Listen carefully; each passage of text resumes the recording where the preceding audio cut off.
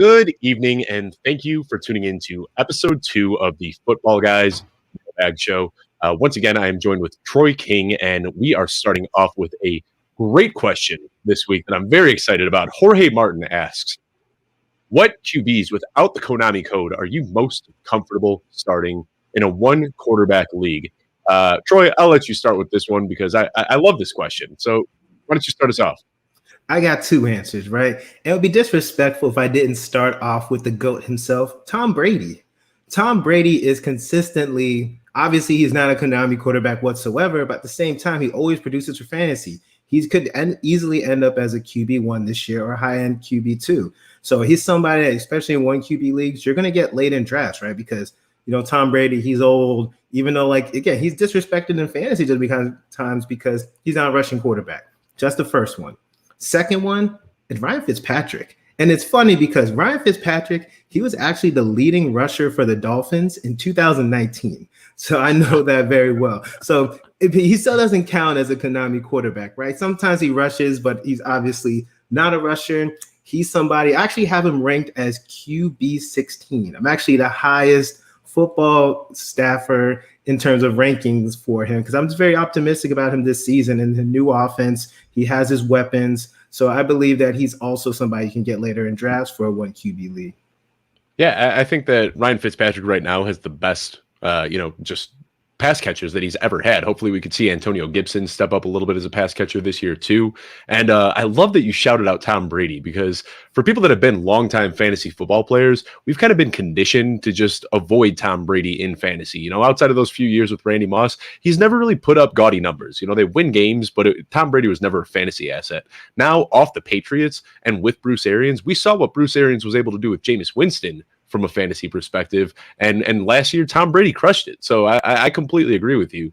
One thing I want to shout out real quickly for anyone watching this show that doesn't know what Konami code is, I just want to explain that real quickly. Rich Rebar, Lord Reeves on Twitter, coined this phrase a few years ago. And basically what it is, it just talks about how a rushing quarterback is essentially a cheat code in fantasy football. And when you break it down, 40 rushing yards is equivalent to one passing touchdown. One passing touchdown is equivalent to 1.5 rushing touchdowns. So now with so many of these guys in the league, it's not really even the cheat code it used to be. At this point, it's almost necessary to have one of these guys if you want to compete. That being said, I agree. I think that there are a couple guys that don't necessarily fit that Konami code label. But, Patrick Mahomes is the obvious one. Aaron Rodgers, at this point in his career, he's not rushing too much, but he's still going to put up gaudy numbers. But I wanted to dive a little bit deeper than that. And Matt Ryan is somebody that I think could still be a viable starter in one quarterback leagues this year. He's had 10 straight years with 4,000 yards passing. I think we just talked about it on the last show, Troy. The Chicago Bears haven't had a quarterback pass for 4,000 yards in the history of their franchise. Matt Ryan has done it for 10 straight years. So I think that, he's somebody that can easily put up those numbers. And now he's got Kyle Pitts, which should help him out even more. I mentioned Mahomes. Obviously, I think that he's kind of the anomaly. He's not necessarily a rushing quarterback, but he's been known to scramble. He's got athleticism, and he'll do that once in a while. But when I went down my list, when I look at my top 7 guys, they are all technically Konami code quarterbacks. The one guy that doesn't fit that bill is Justin Herbert. And Justin Herbert's my QB6. We saw last year, he lit it up without having to rush the ball. So I could absolutely see him doing it again this year. And honestly, someone that fits in the middle, like Ryan Tannehill. I mean, he's going earlier in drafts, but he rushes sometimes, but he's not necessarily a rushing quarterback. And Baker Mayfield. Baker Mayfield had a really solid bounce back season last year. Because I'm not a huge Baker guy, but last year he really impressed me with how he performed. And the offensive line, the new coaching staff, I think all that helped too. So Baker's also somebody you can look to in one quarterback leagues to start. I agree. Yeah, Baker took a huge step forward last year. It still hasn't really paid off that well as far as fantasy. I mean, he's finished his QB 15 to QB 17 every single year that he has been in the league. But we saw him take a big step forward towards the second half of the year. So if you got some risk tolerance and you want somebody, Baker Mayfield could take that step forward and end up in the QB1 conversation this year. Anyway, I just want to thank everybody for tuning into episode 2 of the Football Guys Mailbag Show. We had a blast last week, and I'm just so excited about the show going forward. Just want to remind you that you can send all of your questions into mailbag at footballguys.com, which you can see right up in the top right corner over there. We're going to bring this show to you every Wednesday at 7:30 p.m. Eastern time, live, coming straight at you on YouTube and Periscope. We'll start off by answering some submitted questions, but please, right now, go ahead and drop your questions live in the chat, and Troy and I will get to those at the end of the show. Be sure to subscribe on YouTube at youtube.com/footballguystv to see this show, 2 Point Stance with Lauren Carpenter and myself, the Audible, the Dynasty Show, the Dynasty Newsletter Show, and everything else that Football Guys has to offer. Did I miss anything there, Troy, or can we start diving into some of these questions? You got everything, man. We could definitely start diving in. All right. This was a long question from Jordan, and I couldn't fit the entire thing in here, but I'll read it off to you. Jordan Bush asked, as a Kareem Hunt fan and shareholder, do you see him returning to true RB1 on another team? He showed out his rookie year and hasn't gotten a bell cow role since. The talent is there, but will the opportunity ever arise? Fantastic question. Why don't you start us off, Troy? So the way the landscape is now, right? Unfortunately, there's not a lot of workhorse running back jobs out in the league. So wherever he goes, he's most likely going to be in a committee. Do I ever see him as the lead rusher on a team? I think he has the talent to do that. Obviously, we've seen him do that in the past. I just don't know if he's going to get that opportunity, right? I just think that he's going to be somebody who's going to unfortunately have to share a decent workload with somebody else. As it would be a dream if there happens to be a landing spot that opens up for him, but I just don't see that happening. Unfortunately, I think Kareem Hunt, he's in a great situation now, right? Somehow the Browns are able to support two solid running backs. So if somehow he ends up in a situation where he's the RB1, awesome. I'll be really excited to draft him if that happens. I'm just a little bit skeptical that he would get that opportunity in the future.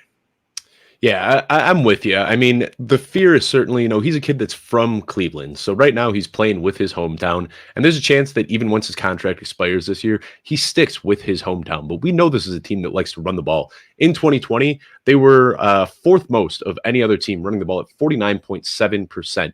So, Kareem Hunt is one of the weirdest stories I've ever seen, because this dude took the league by storm. And then after that, domestic assault charge, he was just kind of kryptonite. Nobody wanted him. Cleveland took rolled the dice with him. And now they've got this fantastic duo with Nick Chubb and Kareem Hunt. And we kind of expected this when he joined the Browns, that he was going to have his ceiling severely limited. As a rookie, he averaged 4.9 yards per carry, and he hasn't really come close to that since, but he has developed into an even better pass catcher than what we saw when he was with the Chiefs. So I think that he's a great dynasty stash, and I think that he could pay off big time if he does end up leaving. There's a lot of other vacancies that are going to open up. We know how short the shelf life is for these running backs in the NFL, and there's a good chance that these guys right now, Derrick Henry could fall off, Ezekiel Elliott, some of these guys that are aging studs could end up being needed to be replaced next year. So with Kareem Hunt still just being 25 years old, I think that he is a great guy to stash in your fantasy rosters, because there's a chance that he could end up as a bell cow next year. No, 100%, man. I agree with all your points. So we got a good one here from Jordan Vanek. Thank you, Jordan, so much. I see you showing up in the chat every single week, submitting these questions. We love to have those types of guys watching the show, so thank you very much. And I like this question, and this is one where I know a lot of people are going to say, like, hey, anybody's available for the right price, but there are some offenses that I don't want any part of at all. And that's Jordan's question. What are the offenses you want no part of? The number one offense that I don't want any part of is the Houston Texans. They are awful, man. So let's look at the backfield. The backfield, we have David Johnson, Phillip Lindsay, Mark Ingram. We have no idea what the splits are going to be. We're assuming that David Johnson is going to be the pass catcher, but it's just ugly. The wide receiver options on the team are very subpar. There's Brandon Cook, but that's about it. We don't even know what's going on with the quarterback situation. Deshaun Watson, we all know about the scandal. So is he starting? Is he not starting? Is it Tyrod? We have no idea. So I would say if at all the offenses, Houston Texans the one I'm staying far away from.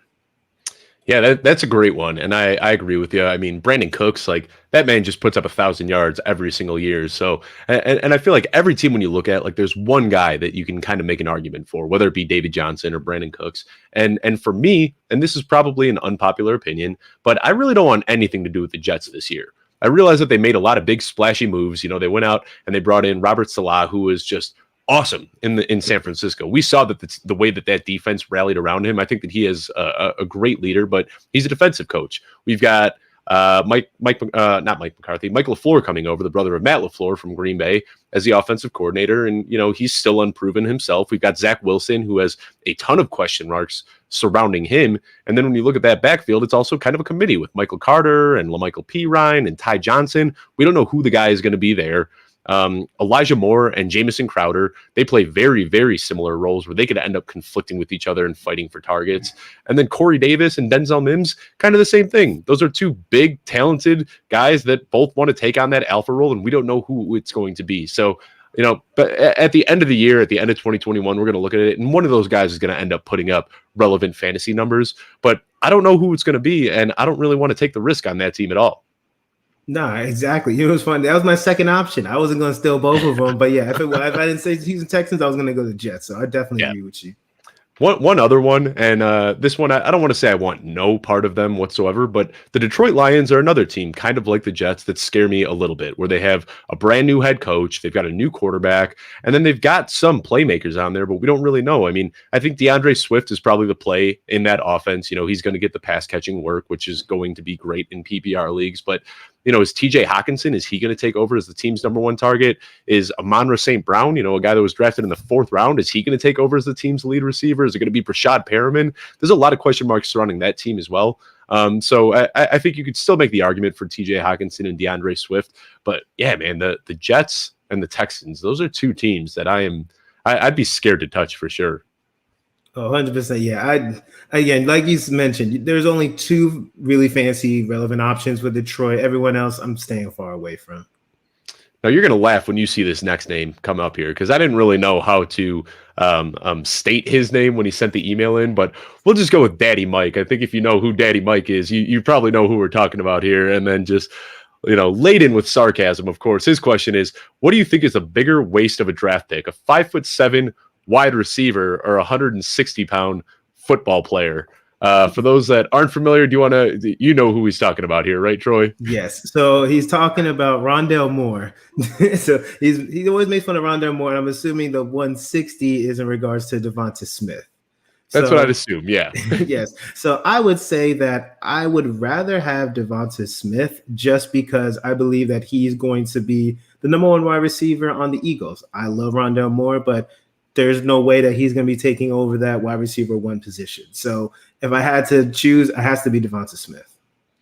Yeah, I think this is a great question, honestly. And, the chalk answer, of course, is Javonte Smith. He's coming off a Heisman Trophy. He was a 1st-round pick. But, that weight is scary. And I'm not somebody who does like hardcore analytics when it comes to player profiling and, factoring in BMI and all that stuff. But just looking at the eye test alone, that dude is a twig. And we haven't seen many guys that are his size really do well in the NFL. And something else combined with that is that we have seen a lot of 1st-round rookie wide receivers fail in Philadelphia. So, well, Javonte Smith is obviously, a top 3 in just about every single guy's rookie rankings. And I'm not going to go super hot takey here and say that I would take Rondell Moore over him. But I do like Rondell Moore, and I'm not as worried about height as I am about weight. We've seen a lot of small or short football players have very long, successful careers. Steve Smith, Darren Sproles, and it's not common, but it does happen every once in a while. And I like it. I like that compact frame that he's got. And Rondell Moore also has just, when you watch him play, I mean, the dude might be one of the most exciting guys coming into the league this year. He's got explosive bursts. He's extremely quick and shifty. And I think that Arizona's air raid attack is just a perfect fit for him.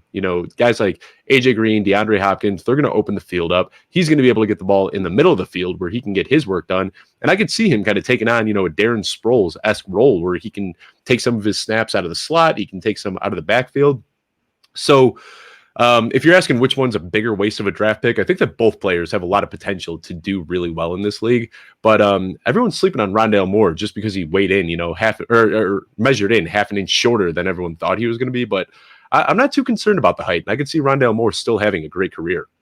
Oh, 100%. And one thing the thing about Rondell Moore, right, is that he had to land in a specific landing spot for him to be fantasy relevant, or somebody where he's going to be fading completely. And Arizona just happened to be one of those few spots that's going to be really great for his fantasy value because, like you said, the air raid offense, I believe they're going to use him in creative ways. And just having Kyler Murray, having also just different options that he's not going to be the focal point. You can utilize him in different places of the field, out of the backfield, splitting out. He's just very versatile, even though he's short. Again, like you already mentioned, he's explosive. So I'm very excited to see what he can do. But just if I had to pick, even though Devontae Smith's skinny, I think his opportunity is just going to, in terms of target share, is going to be larger than Rondell Moore's is. So now we just got a comment here that piqued my eye, which I wasn't even thinking about it this way, but there is a chance. Jordan in the chat right here, already shouted him out for being a great guy in the audience, but he's saying that this could be about Tutu Atwell, which I didn't even think about. Both Tutu Atwell and Devonta Smith both weighed in between 165 and 175 pounds. So I think Mike was undershooting it just a little bit, but let's say we're talking about Tutu Atwell here instead. We'll just kind of rewind a little bit. Because when I read this question, I thought it was Devonta Smith at first too. But I mean, you got to take Rondell Moore over Tutu Atwell, right? Yeah, I mean, they're both second-round picks, right? So it's like everyone, especially in rookie drafts, everyone was fading Tutu, right? They're like, oh my God, this guy's so little. He was slipping to like late third, early fourth round in a lot of rookie drafts. So for me, I'm not excited about Tutu Atwell. So I am definitely going Rondell Moore here. So I had to, if I say which one's a waste, I guess Tutu. But there's a reason why the Rams picked Tutu Atwell over a bunch of other guys. And Sean McVay, he's known as an offensive guru, so they must have a plan for him. I don't know what they're going to do, so I don't want to be disrespectful to him, but give me Rondell Moore. And I'm kind of in the same train of thought. Like that Tutu Atwell pick blew my mind when it happened. I was like, all these other guys still on the board, and you're going with Tutu Atwell. But then when you look at it, they went out and they upgraded.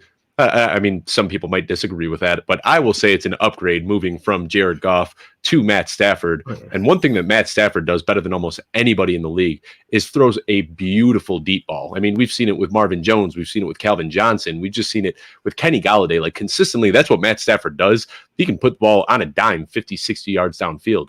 So before the draft, before they picked Tutu Atwell, They traded for Matt Stafford, and then one of the first moves they made after trading for Matt Stafford was bringing in Deshaun Jackson, who's the deep threat. And that's something that I don't think they really had that as a layer to their offense when they had Jared Goff as the quarterback. So I think that we're going to see a lot of deep shots from the Rams this year. I don't know if it's going to be Deshaun Jackson or Tutu Atwell, but the offseason moves that we've seen have shown that that's what Sean McVay wants to start incorporating into this Rams offense. I mean, we've seen in the past that Deshaun Jackson, unfortunately, isn't able to stay healthy. Hopefully, we see a healthier season from him, but maybe we see Tutu Atwell. I know he's smaller, but look, if Deshaun Jackson, I don't want to say Watson. If Deshaun Jackson cannot go, then maybe we can see Tutu Atwell really shine in that offense, but we'll see. Yeah, and I like it. It's something if you're looking for a late round dart throw, Tutu Atwell could be that guy. And it seems like somebody you don't really want to draft in fantasy just because of his profile and getting overdrafted. But, we could see a very different Rams offense than we've seen in the last few years now with Matt Stafford under center. All right, let's switch to this next one. We got Bo. Shout out to Bo's incredible hot sauce. I think we all know Bo McBig Time out here. And, there's this polarization in the fantasy community between zero wide receiver, zero running back. I know Bo personally, and I know that Bo is firmly in the zero wide receiver camp. So this question, much like Daddy Mike's previous question, is a little bit sarcastic, but which mid to late round running back will break out, causing the tinfoil hat zero running back people to point and say, I told you so? Who you got, Troy? Who's it going to be this year? I really struggle with this one, but I would say that Gus Edwards is a really good option for me, right? Because we saw Gus Edwards get a significant amount of workload last year with J.K. Dobbins. So the narrative going into last year was that J.K. Dobbins was going to be the unquestioned RB1. He was going to take over Mark Ingram, and nobody was giving Gus Edwards any respect. But the Ravens showed that they value Gus Edwards. I believe they put a second-round tender on him over the offseason. And obviously he's still with the team. So I believe that Gus Edwards is still going to get a significant workload along with J.K. Dobbins. I think J.K. Dobbins is still going to be the RB1, but I think Gus Edwards is somebody that we can definitely – he's going to be used on the goal line. So I think that he has an ability to surprise everybody, and I think he's a great zero RB target. I'm with you, and I'm firmly in the zero wide receiver camp. But, we see, I think what we're going to see is J.K. Dobbins getting used between the 20s, and then Gus Edwards is going to get used in the red zone. And I don't think either of those guys really have a high ceiling because of the limited pass catching ability of running backs in Baltimore. But I think that both guys, I think when you're looking at it with J.K. Dobbins going in the second round and Gus Edwards going in the 7th or 8th, I'd much rather have Gus Edwards at that value because I don't think that the difference is really going to be there all that much. First of all, I just want to say that I love this question. I got to chuckle out of it when I saw this one pop up in the email. And if anyone's watched me on Tuesday's 2-point stance with Lauren Carpenter, you probably already heard me hyping up Zach Moss a little bit, but he's a late round guy that I think could really, really take off this offseason. The team wanted to get him touchdowns last year. Moss was actually, he saw 8 goal line carries last year, but he was really efficient with them, just able to score twice. He suffered a toe injury early in the season, and I think that held him back from really developing as a rookie. But when you look at the free agents that were available this offseason, Aaron Jones, Chris Carson, James Conner, Kenyon Drake, Jamal Williams, Mike Davis, Leonard Fournette, there were a lot of guys that could have been plugged in and seen as instant upgrades from Zach Moss. But the fact that the Bills didn't show interest in any of these guys or any of the guys in the draft leads me to believe that they still have a little bit of confidence in Zach Moss. So right now, after falling on his face as a rookie, he's a great value right now, and I think that he can take off. One other thing that I want to say, though, is that handcuffs are usually what ends up paying off for these zero running back guys. It's not so much that you're going to pick up this guy late and he's just going to take over as the lead back. That very rarely happens. Last year, if we knew that Christian McCaffrey and Saquon Barkley weren't going to play the majority of the year, Mike Davis and Wayne Gallman, they would have been drafted in the 2nd and 3rd rounds. So, I think the zero running back thing, it's a little bit gimmicky to hope that somebody just breaks out. It usually results in injuries, which lead to an increase in opportunities. So this is a tough one to predict. I would say a couple other guys, just to throw out there some names. Darrell Henderson, obviously with the Rams, he's somebody we don't know how. Cam Akers is the RB1, but if something happens to Cam Akers, Darrell Henderson going to take over that backfield. There's people like Latavius Murray. There's J.D. McKissick. J.D. McKissick performed last year, so that's somebody else that you can target.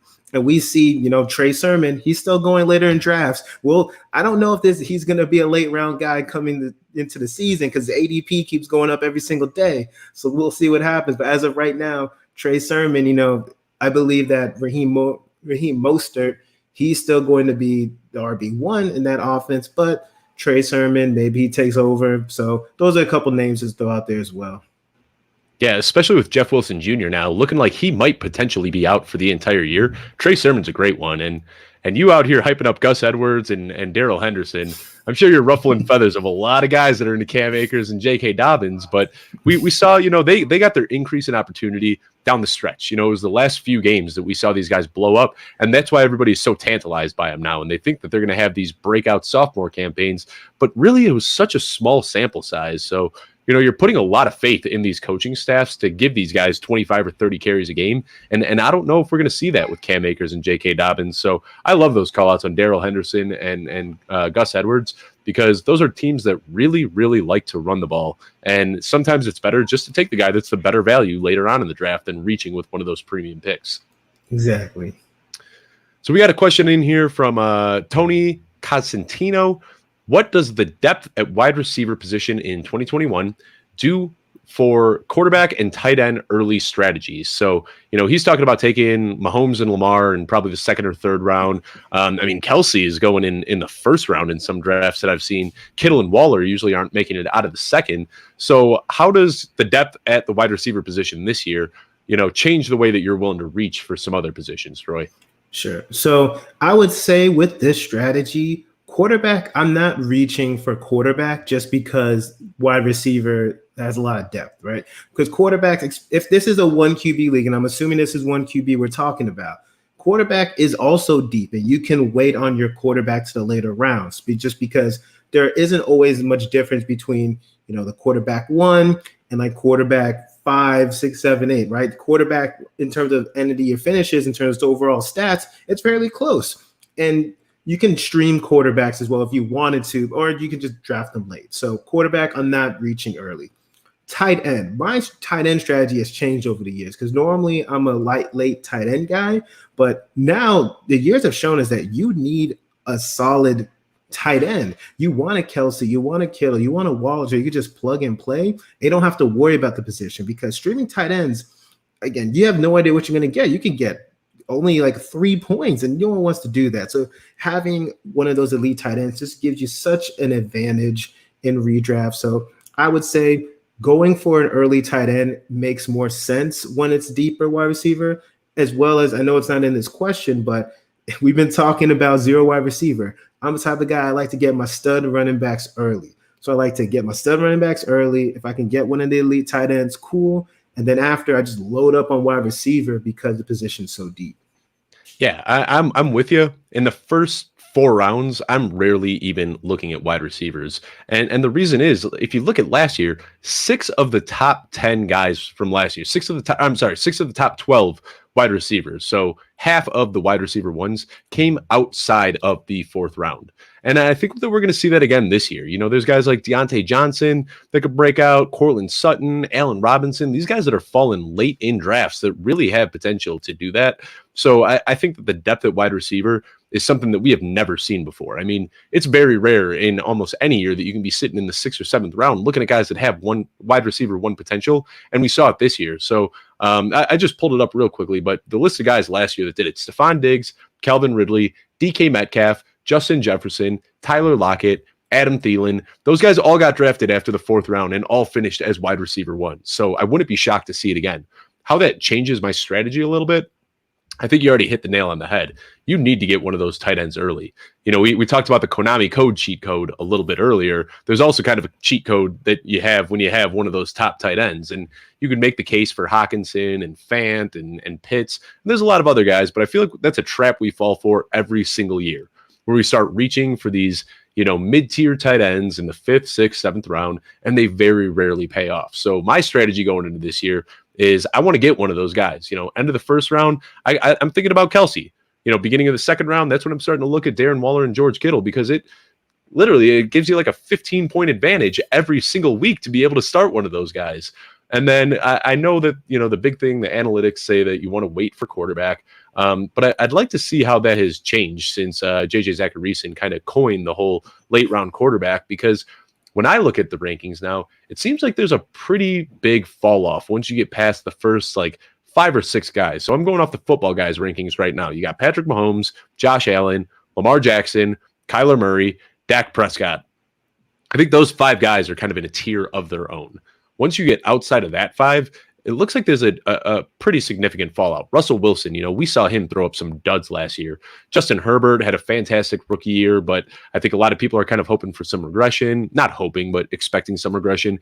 Aaron Rodgers is somebody we don't even know where he's playing next year. Tom Brady is going to be, 44 years old when the season starts. Jalen Hurts coming after that, who I personally love. You know, Jalen Hurts is a guy I'd reach for a little bit. But, you know, we saw him struggle with turnovers. Like, what happens if they decide to bench Jalen Hurts in the middle of the season because he can't stop turning the ball over? So I think a lot of these guys have some serious question marks around it. So I love this question from Tony. And, you know, what I want to come out of those first 4 rounds with are a top quarterback, a top tight end, and 2 stud running backs. And then I will just load up on wide receivers for the next 6 or 7 rounds and hope that 2 of those guys hit and can be week in and week out starters for me. Yeah, man. Like you said, with those quarterbacks, though, if I could get Jalen Hurts my quarterback late, sign me up. Konami code, late guy, I'll be very excited. So we talked about that Konami code a little bit earlier, right? So I did some math on this, and granted, it was a small sample size, but Jalen Hurts last year with his rushing yards and with his rushing touchdowns per game, if you extrapolate that over a full season, that's equivalent to 43 passing touchdowns per year. Just his rushing upside. So this man, like, let's say he just rushes the way that he did last year and doesn't throw a single pass. His fantasy value is still equivalent to 43 passing touchdowns. I mean, it's just bonkers what having a rushing quarterback can do and the floor that they can provide you every single week. Oh man! Again, if I can get my rushing quarterback, I am. But we talked about some guys who aren't rushers. If you're not going to get one of those, get like a Ryan Fitzpatrick, Tom Brady, cool. But just make your life easier and try to get one of those guys to actually run the ball. Yeah, and you already shouted it out. I don't understand why Ryan Tannehill isn't in that tier. I'm much higher on Ryan Tannehill too. He's a guy that if you do miss out on that top five, I think the two guys that you want to target a little bit later on in your draft are Ryan Tannehill and Jalen Hurts because they're both going to have that rushing upside, which gives you a much safer floor. Let's switch to the next question here. We got James Noel asking us, and this is a specific trade. So we'll try to break this down as best as we can and let him know whether he won or lost it. He said, I traded Michael Thomas, AJ Dillon, and what I assume is the rookie 309 for Clyde Edwards-Helaire, Chase Claypool, and the rookie 410. Was that net trade good for my team? What do you think, Trey?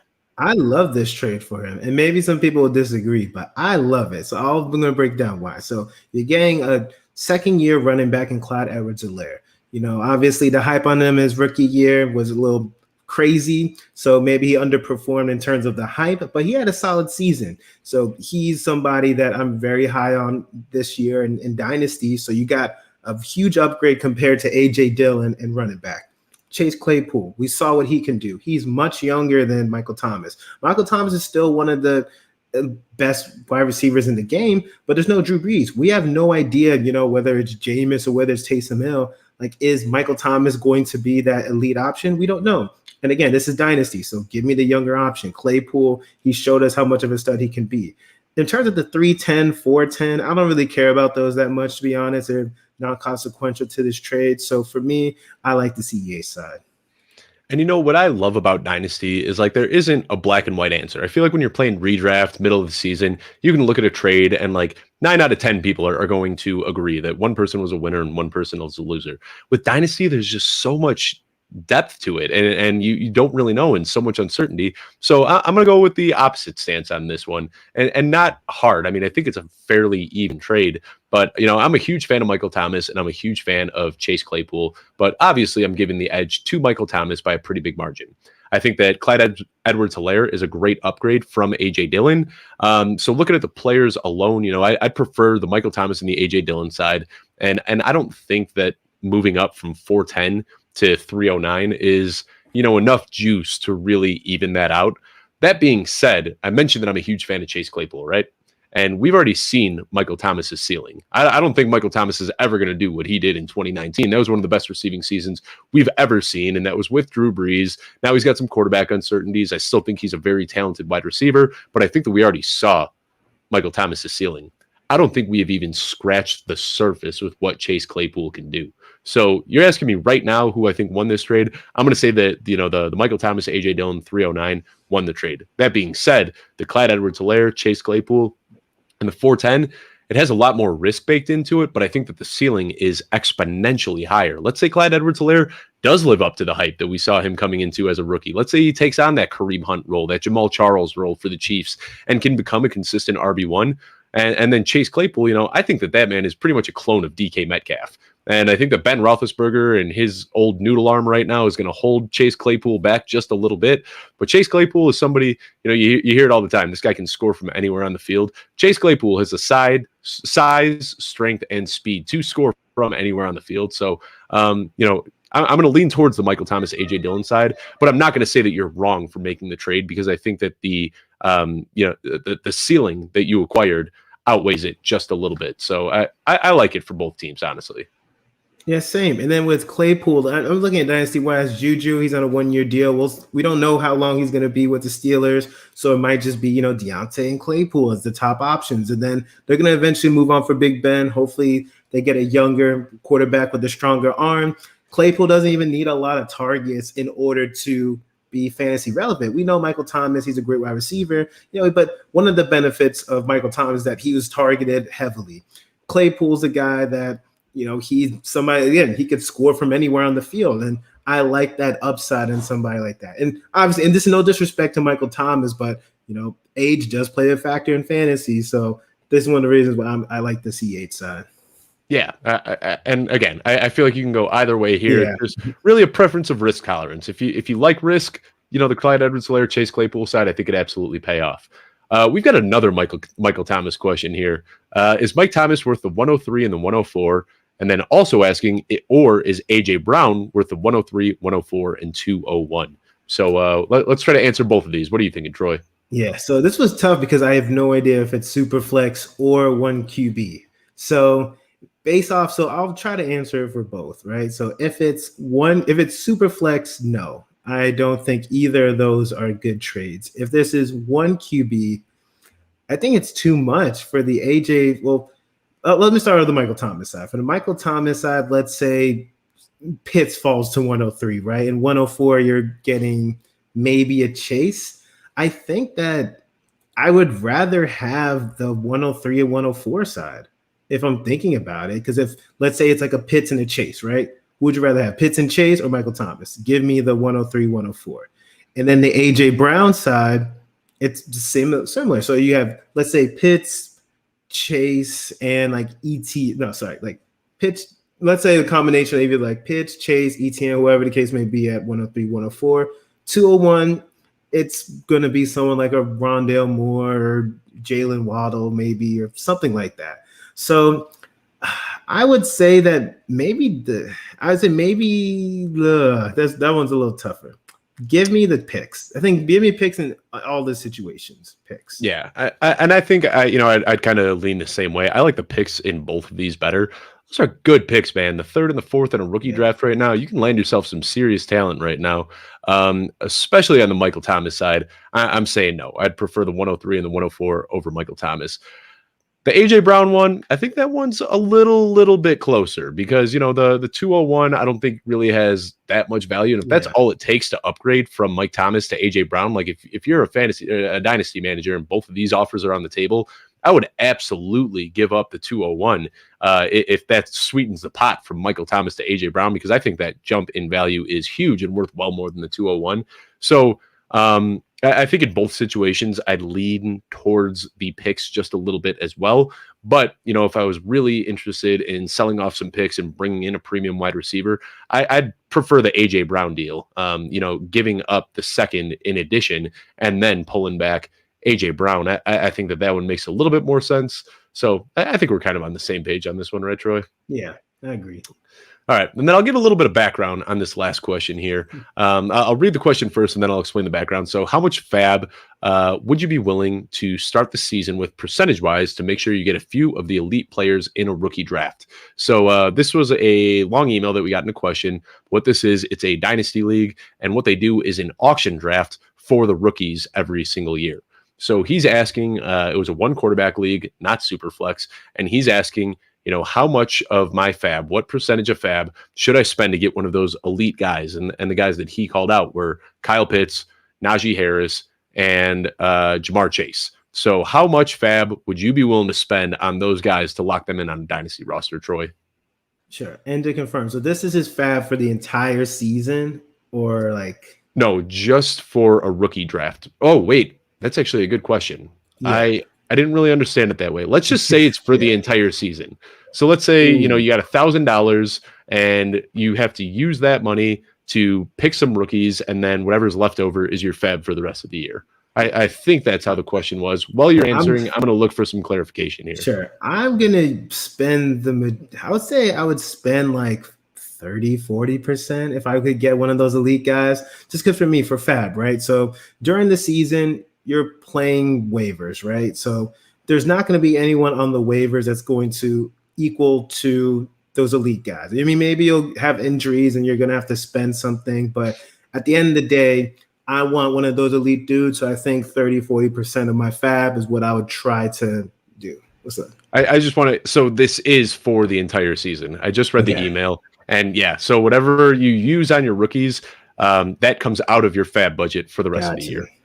Yeah, I would say 30-40% because I still want some left over for the season, but I'll go there, 30-40%.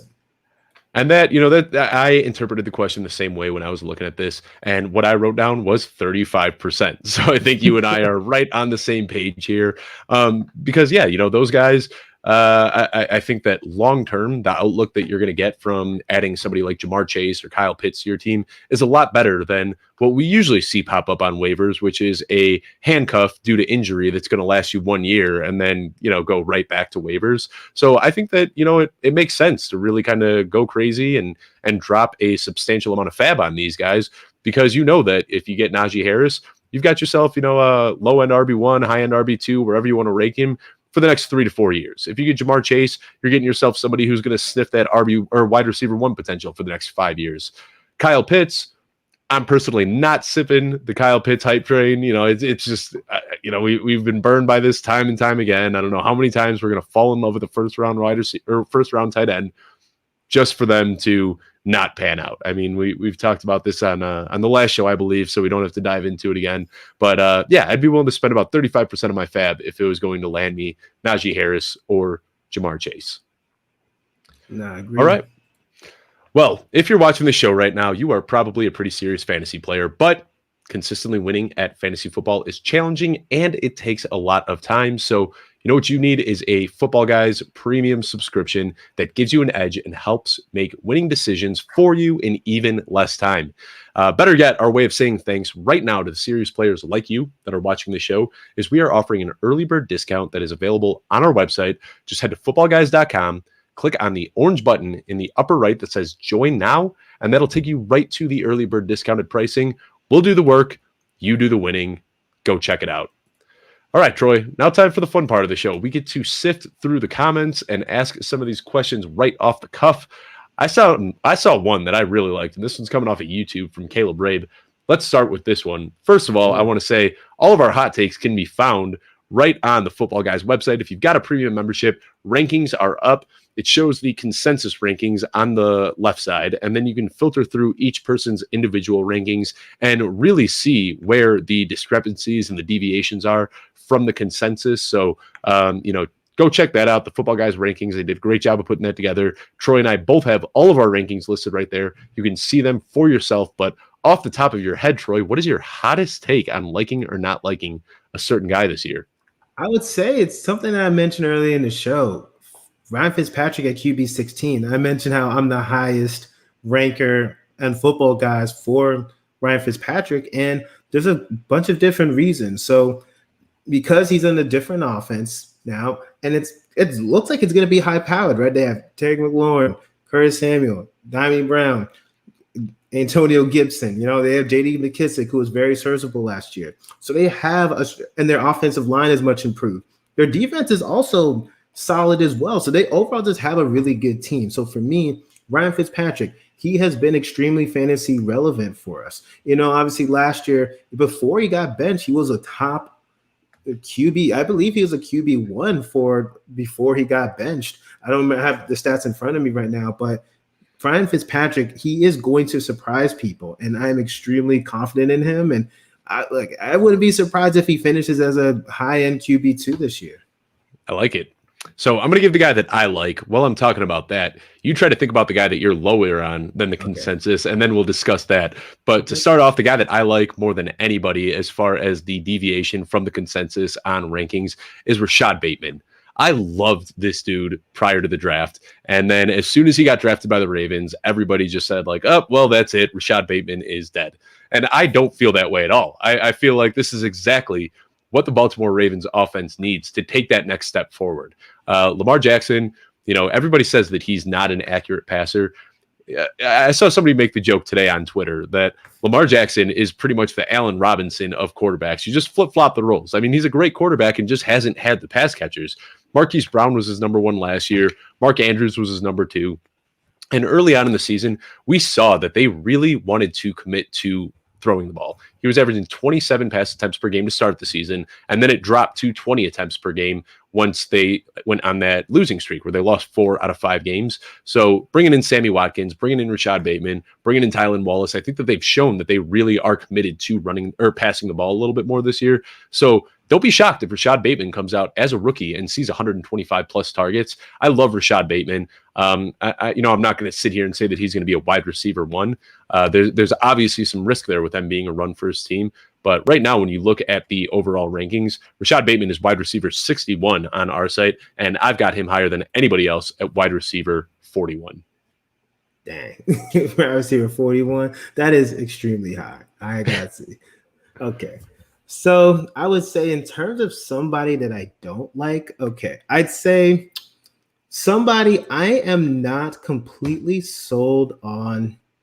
I'll say Javonte Williams. I think the reason why is that I think some people believe that Javonte Williams is going to overtake Melvin Gordon early. I think that a lot of people are sometimes when it comes to rookies, right? We get a lot of rookie fever. And I know Javonte Williams was taken in the second round, but Melvin Gordon has been an RB1 or just a high-end RB in fantasy for a very long time. And every single year, we always talk about Melvin Gordon.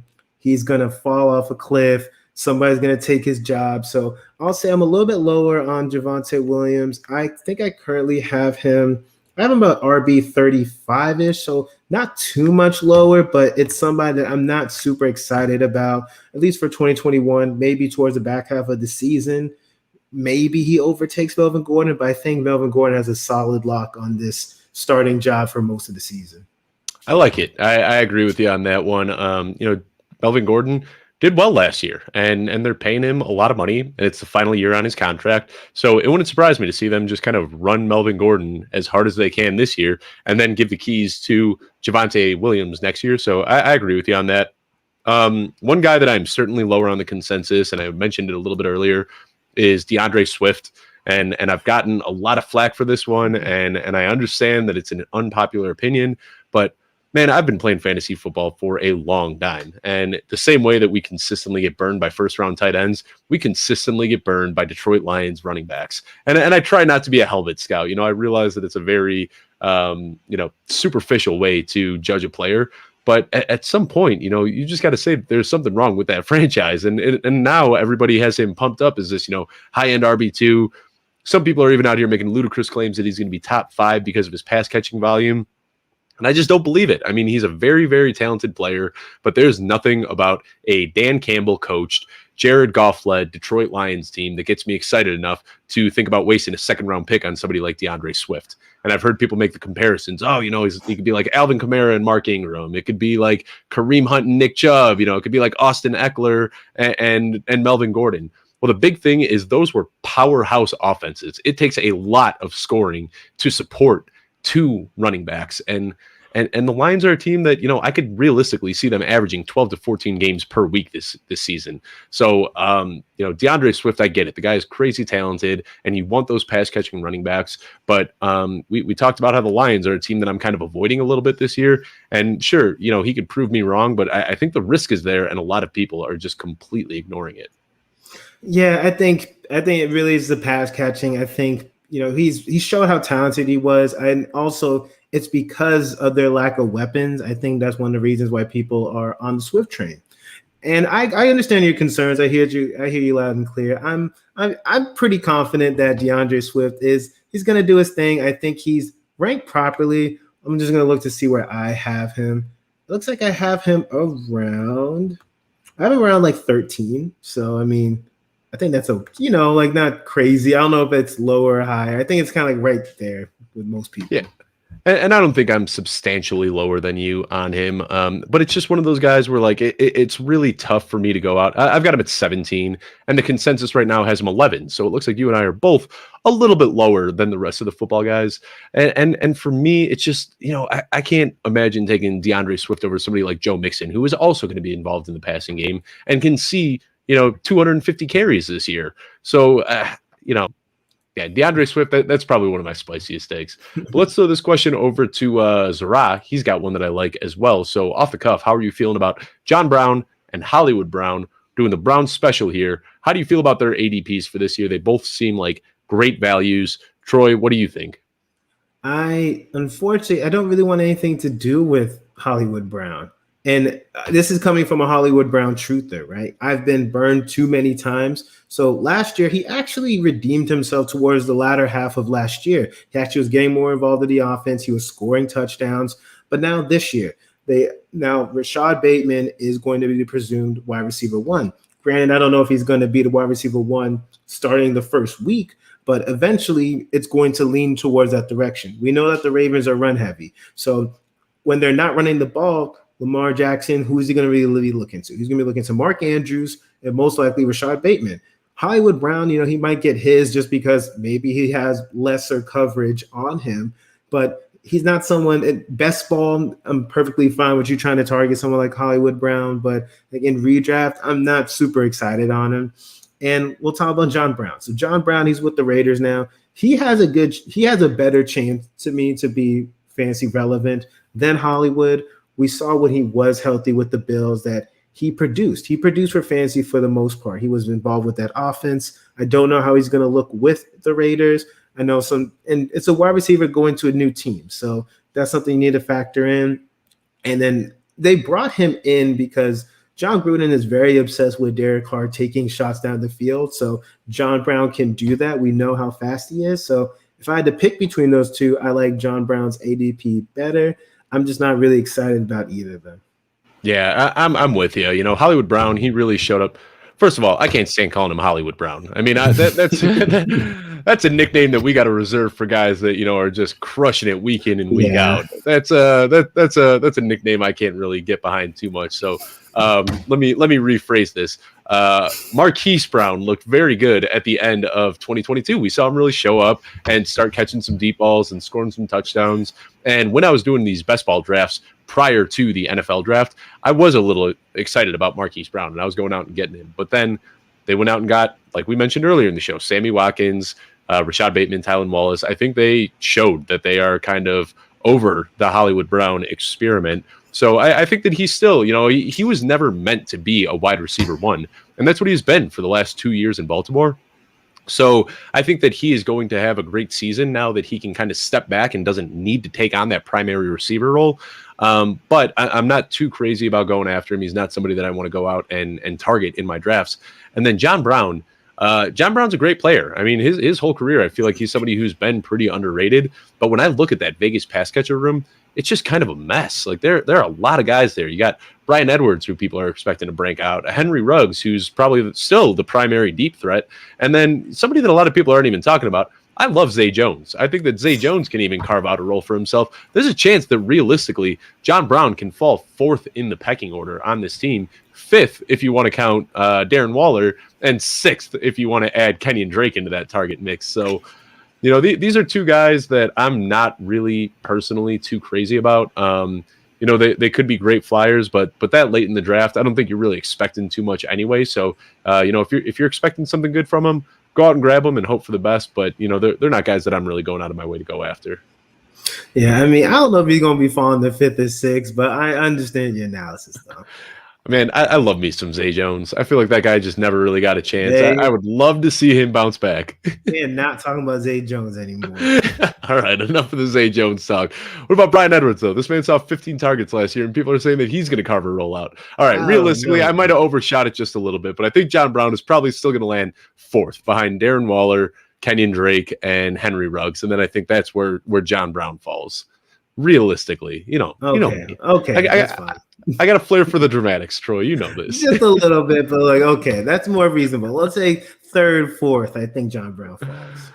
Yeah, I think that's about right. And he could have some big plays. So, he's worth a late round dart throw. I know his ADP right now is probably the lowest it's, going to be. So it doesn't hurt to go out and see what happens.